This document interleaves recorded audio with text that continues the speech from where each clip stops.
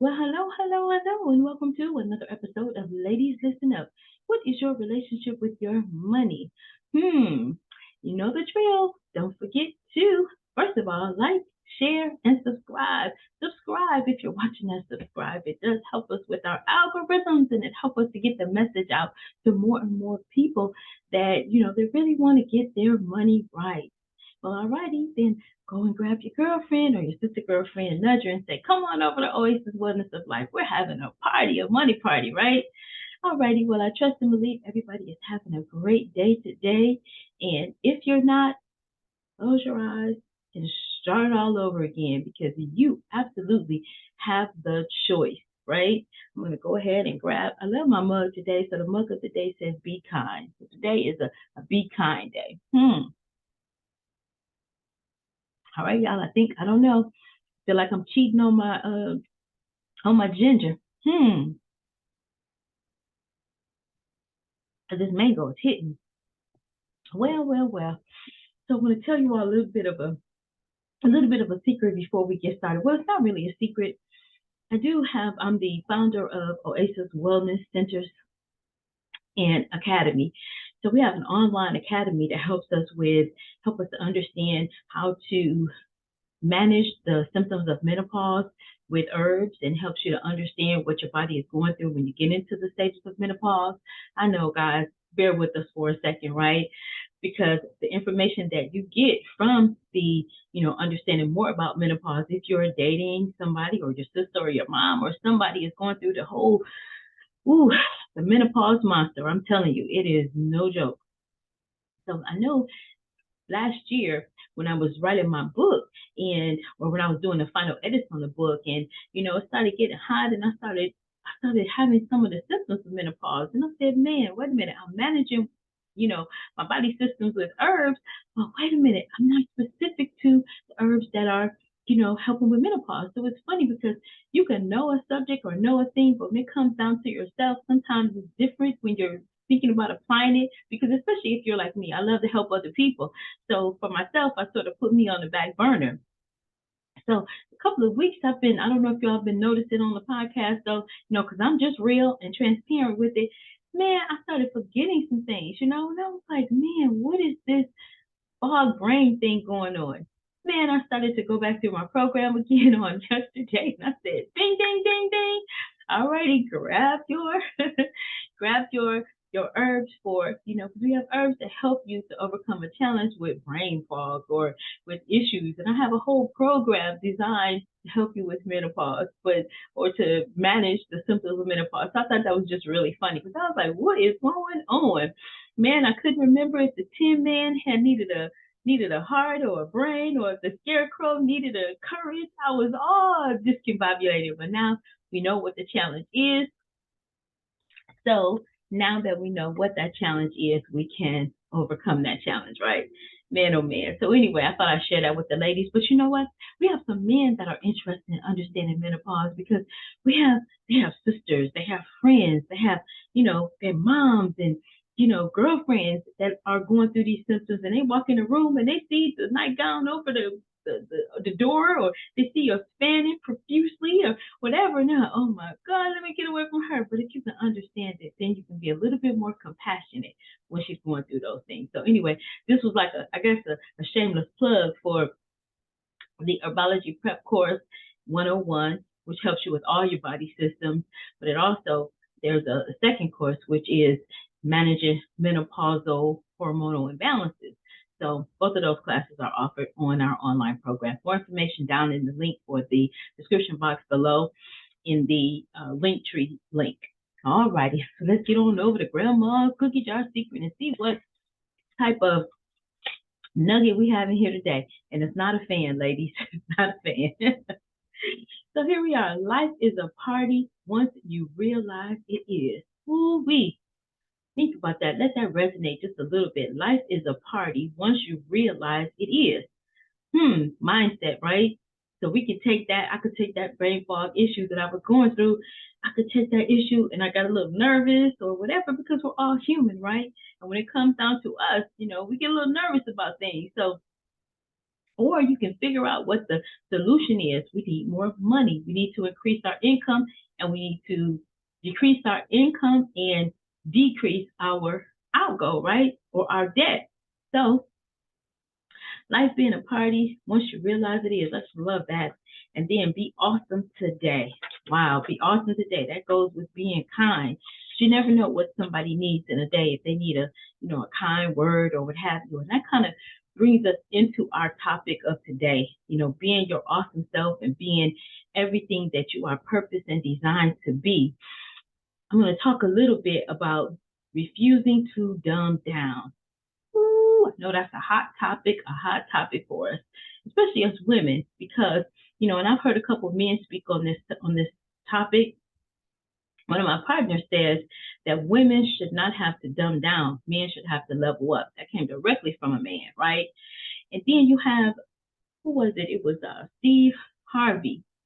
He talked about why men sometimes prefer a woman that's not so intelligent, we'll say, right? And he says because, and it was on one of his shorts or something, he said, and the woman asked him this question, and he said, it depends on the intent of the man. That was a ding, ding, ding, ding, ding. It depends on the intent. So if he is just trying to sleep with you, then guess what? Of course, he don't want you to be the brightest cookie in the cookie jar or the sharpest crown in the box, right? He wants you to be a little bit off. I had someone to tell me that a long time ago, a couple of years ago on a podcast. Didn't say it on camera, but he said it off camera. He said, yeah, men prefer a woman with a little dumb in her eyes. But again, ladies, think about this. Women should not have to dumb down. Men should level up, right? So it depends on, and again, when we talked about focusing on ourselves and making sure that we are the best possible version of ourselves. So that means that you understand that there are some people that prefer that, but then you stay clear of that. Remember what we said before? We said finish up your salad once you figure out that this is what the game is, and then exit stage left, right? So one of the movies, and everybody knows I'm a movie buff, love, love, love movies. Barbara Streisand is one of my favorite actresses. 1996, she directed a movie called The Mirror Has Two Faces. Oh my goodness. She starred in it and along with Jeff Bridges. If you get a chance, go watch that movie. Sometimes we just need to unplug from everything and give our minds and selves a little bit of a break. Men might say it's a chick flick, but it has a lot of meaning to it. It was Rose. Barbara Streisand played the character of Rose, and Jeff Bridges played the character of Gregory. So just a little bit of a spoiler alert, because it was a great movie and I really loved it. So the point that I wanted to make today was it was dumbing down in reverse. And so you'll get that when you go watch the movie. But in the movie, Rose was not, she didn't have frosting, if you will, right? She was a little bit plain and, smart and everything. And then Gregory was, like he was afraid to me, and this is my interpretation, and you all can comment in the comments if you agree or don't agree. But to me in the movie, he was he was afraid of love because whenever he fell in love with somebody, he became a doormat, basically just a dish rag, right? And so he didn't like the way how that hindered him, right?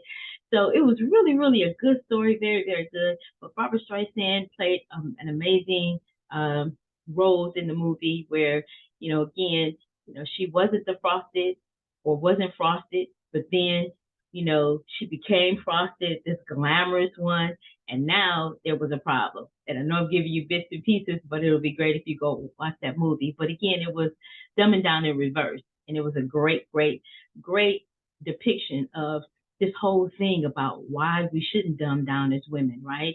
We should refuse to be less than or take less than what we have been designed for. And we're beautiful. We are amazing in the things that we do. So why should we have to be less than that so somebody else's light can shine? That is, and I said, somebody else's opinion of you is not even your concern. Are you showing up in the world, as Lisa Nichols says, playing full out, being the best you possible? And if we pour that into our children, we pour that into our little girls, then they'll stop accepting less than what they deserve. Because honestly, getting to really know yourself, like think about it. If you look in the mirror, Do you really know yourself? Do you really know what you like? Do you really know what you want out of life? No less than talking about what do we want with our money. And see, that's why we continue to go in this circle of putting out a fire. Here comes a fire, putting it out, waiting for another fire before we even like exhaling from one fire, then here comes another fire. But if we set our plans and set our goals, then guess what? We don't have to go from fire to fire to fire. Again, we can go back to Grandma's cookie jar today, and Grandma's cookie jar nugget talked about life being a party, right? Life is a party once you realize it. And that tells me mindset. It tells me when you realize that you have the power to create each day. Each day you wake up, it's a blank canvas. You decide if you want orange, if you want red, if you want purple, if you want just black, if you want dull. Have you ever called somebody and all that everything is negative? Everything is like this. Where is the energy, right? Or have you talked to somebody and they're like, yeah, hey, let's go do this, before the sun goes down, I'm gonna do this. Let's go do this, let's go. That is energy. Energy goes where energy flows. So being around the right people will help you to understand who you are, right?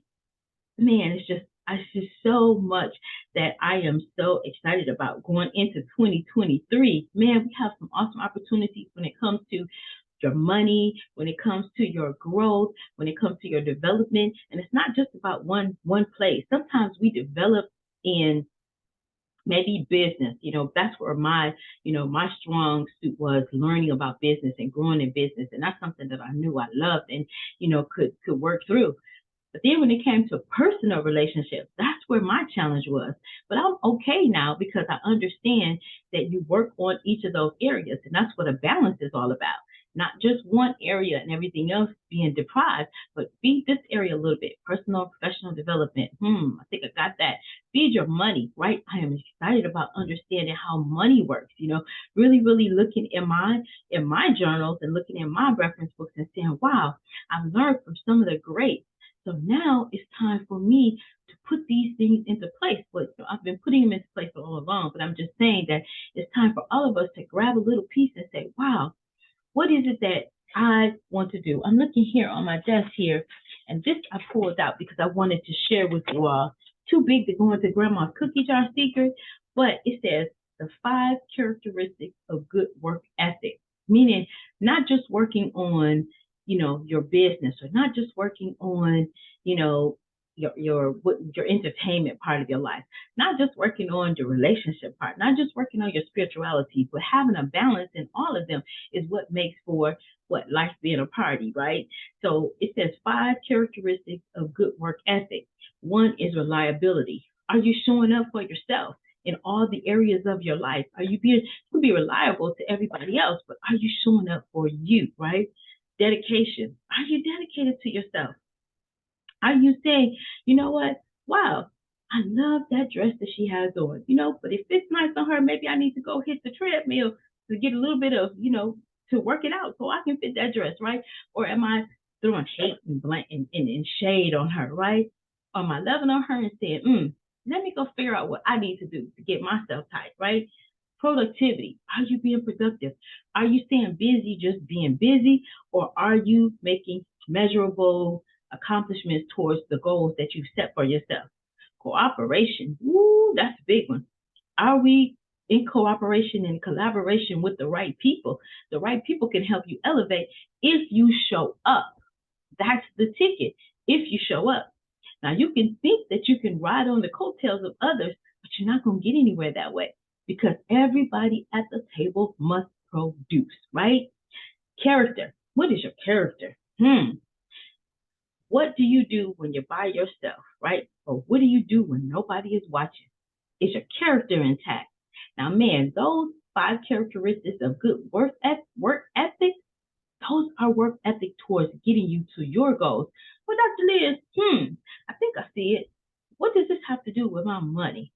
Because when you have all those areas in order, things start to happen. Things start to show up. Opportunities start to happen. There's a momentum that starts to flow. And all of a sudden, boom, all of a sudden is there, right? So no matter what happens, we talked about the hurdles. We talked about dumbing down. Refuse to dumb down. So if I have to dumb down to be in your company, that's the wrong company. But guess what? There are so many people in this world. There are people that would appreciate you being your full self, being the light of who you are and resonating and really enjoy it and cultivate it and motivate you and push you. Go, girl, and be happy when you're doing the best that you can do and showing up the best that you can. And when your crown is crooked, that person is going to straighten it up for you. And guess what? She's not even going to tell nobody else that your crown was crooked. How about that? Well, all right. I think, talking about, the other thing that I wanted to mention today too was confidence and belief in ourselves. Okay. Making sure that we educate ourselves so that we understand that, and we're going to talk more about what a narcissist is. I'm going to jot that down and make sure that's one of our upcoming episodes because narcissists expect for you to dumb down. And when you get in the company of a narcissist, you want to make sure that you can identify that person because you want to stay clear, especially if you're a giver, a doer, an overdoer, or overgiver, and you're steady helping. Narcissists attract to you. So again, it's looking at your own self and looking at your own self in the mirror and deciding, are you who you want to be? What everybody else thinks, are you the best you that you can be? And are you showing up in the world as who you are, as who you are intended to be, as the best you that possibly can be? So if you get a chance, go back and watch Barbara Streisand and Jeff Bridges in The Mirror Has Two Faces. It's amazing. I love that story. I love it. I love it. I love it because it also talks about some of the societal norms of what's beautiful and what's not beautiful. So, alrighty. I hope that was helpful for somebody. Don't forget to like, share, and subscribe. Share this information with somebody else. Don't forget to listen, learn, and leverage the information. Alrighty. Bye for now. Sign over my shoulder says Christmas blessings. Alrighty. Y'all stay fearless. Bye for now.